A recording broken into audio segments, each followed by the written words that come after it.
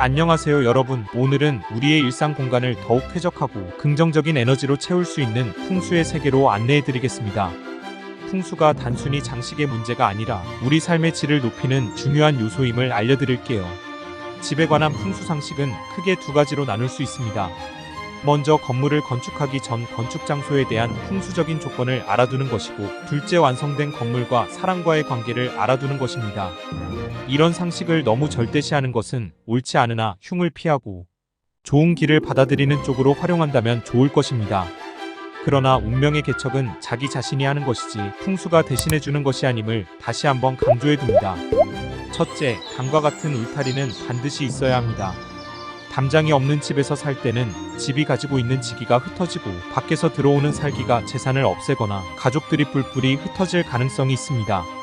기가 한 곳으로 뭉쳐지지 않고 사방으로 흩어지기 때문에 그곳에서 거주하는 사람들은 개인주의적 성향을 가지고 살아가게 됩니다. 도시의 빌딩이나 아파트 등이 좋은 예가 될 것입니다. 그러나 담은 너무 높지 않아야 합니다. 1.5m 정도면 소음과 먼지를 막는 효과가 충분하고, 그 이상으로 높으면 일조와 통풍을 오히려 방해한다고 합니다. 담이 너무 높으면 바람이 전혀 통할 수가 없어 항상 음습한 그늘이 있게 되고, 이런 곳에서 오랫동안 살게 되면 해가 있게 됩니다. 둘째, 커다란 나무가 너무 집 가까이 있는 것은 절대로 피해야 합니다.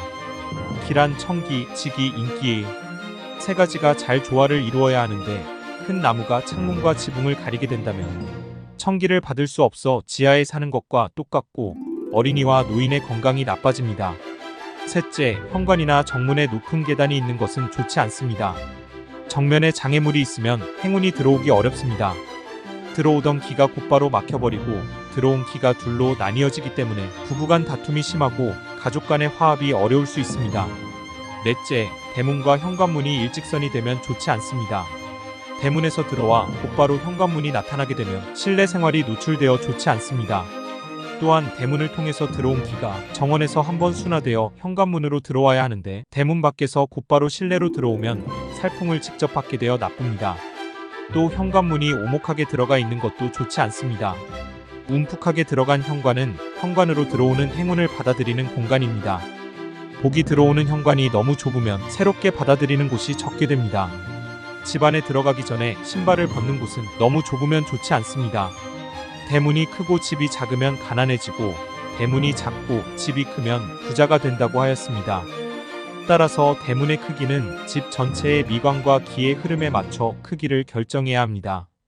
대문에 봄이면 입춘대길, 용호 등의 글자를 써붙이는 것은 대문이 기륭화복을 부르는 장소로서 우리 삶의 중요한 요소를 내포한 것으로 보았기 때문입니다.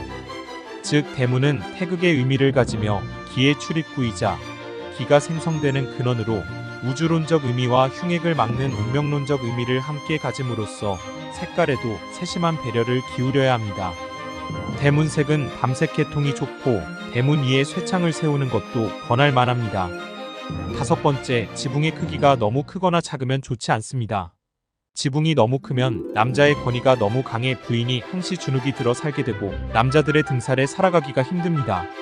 반면에 지붕의 크기가 너무 작거나 없게 되면 여성의 힘이 너무 강해지고 이기적인 물질에만 의존하게 되어 가족 상호간에도 돈을 가지고 서로를 비교하는 일이 생기게 됩니다.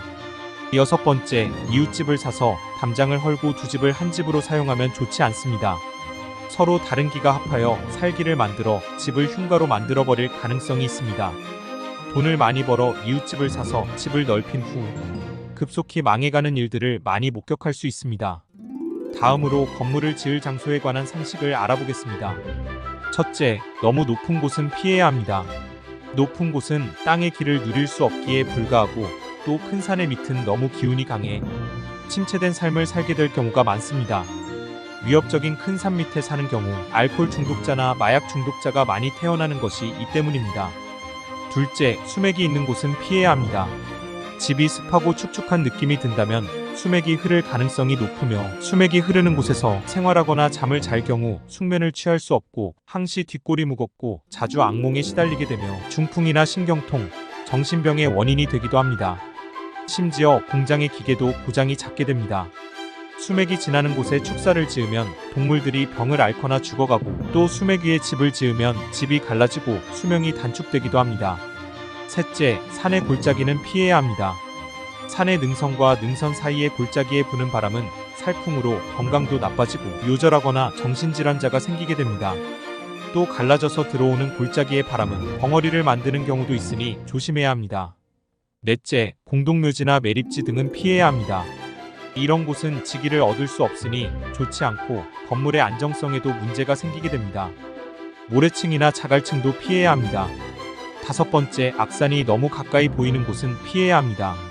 모습이 좋지 않은 돌산 같은 경우 악산에 살기가 음습합니다. 악산과 마주하고 있는 집들은 집안에 흉한 일이 끊이지 않습니다. 여섯 번째, 물이 직접 건물을 향해 들어오거나 직접 빠져나가는 곳은 피해야 합니다. 건강이 나빠지고 재물도 모으기 힘듭니다. 또한 물이 등 뒤에 있으면 좋지 않습니다. 일곱 번째, 골목으로 직접 바람이 들어오는 곳은 피해야 합니다. 골목 입구에서 들어오는 살풍으로 인하여 우환이 끊이지 않는 경우가 많습니다. 여덟 번째, 도로가 건물로 직접 향해 오는 것은 좋지 않습니다. 항시 불안을 느낄 뿐더러 심장병이나 교통사고, 관제수가 끊이지 않습니다. 아홉 번째, 큰 나무의 밑은 피해야 합니다. 큰 나무가 태양의 길을 가려 집이 음습해지고 뿌리가 땅의 지기를 흡수하여 사람이 얻어야 할 길을 모두 빼앗아 버리니 이곳에 사는 사람은 별 이상은 없는데 온몸이 쑤시거나 두통을 자주 호소하는 경우가 생깁니다. 열 번째, 대지의 모양이 한쪽 끝이 뾰족하여 불규칙하거나 삼각형의 형태는 피해야 합니다. 대지의 모양이 삼각형이면 화재 피해가 빈번하게 생겨나고 뾰족한 형태의 마당이면 요절하거나 건강을 해치고 재물 손실이 따르게 됩니다. 11번째, 별자형이나 꽃 모양의 정원이 있는 곳은 피해야 합니다. 이런 곳은 추락사가 빈번하게 발생합니다. 12번째, 집터보다 집 뒤가 낮은 곳은 피해야 합니다. 집 뒤가 낮으면 항시 초조하고 불안하여 정신질환이 생깁니다. 또 물이 배수가 잘 되지 않아 불리합니다. 13번째, 적당한 넓이에 적당한 사람이 살아야 합니다. 넓은 집에 한두 사람만 기거하면 정신질환이나 건강에 이상이 생겨 집안에 우환이 끊이지 않습니다. 사람이 살지 않는 집을 1, 2년만 비워두어도 금방 건물이 폐허가 되어버리는 경우를 종종 보아왔을 것입니다. 다음으로 사람이 가장 살기 좋은 곳에 대해 이야기해보겠습니다.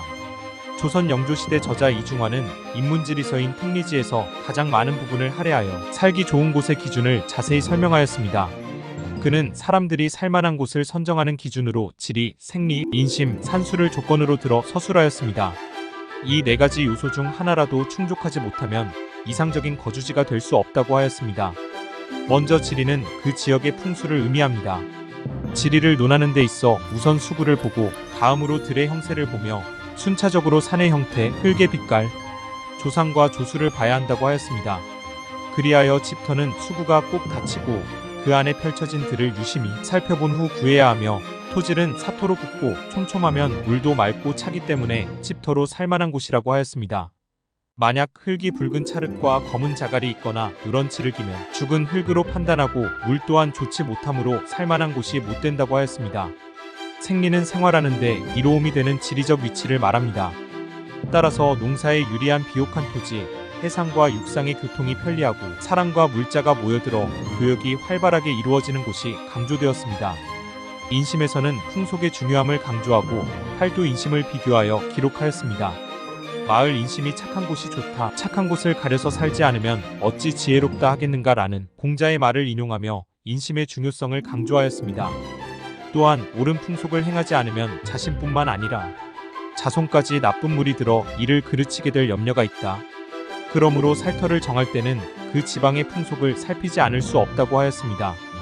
마지막으로 우리나라의 주요 산계와 수계를 살펴 이름난 산수를 논하였습니다. 그는 집 근처에 유람할 만한 산수가 없으면 정서를 함양할 수 없음을 지적하며 땅이 기름진 곳을 고르면서 심리나 반나절 거리 이내로 산수 좋은 곳을 매입해두고 그곳에 가서 시름을 풀고 돌아오는 것이 좋다고 하였습니다. 이 네 가지가 모두 구비된 곳이 사람이 거주할 수 있는 조건인 것입니다. 주거 환경의 선택 조건은 자연과 떨어져 살 수 없다는 것인데요. 자연으로부터 자연의 기와 태양의 기를 받아들여 인간의 기를 접목시킬 때 모든 생활이 이루어져 가는 것입니다. 이런 의미에서 건물을 지을 때 자연의 기를 제대로 취득할 수 있는 방법을 찾아보아야 합니다.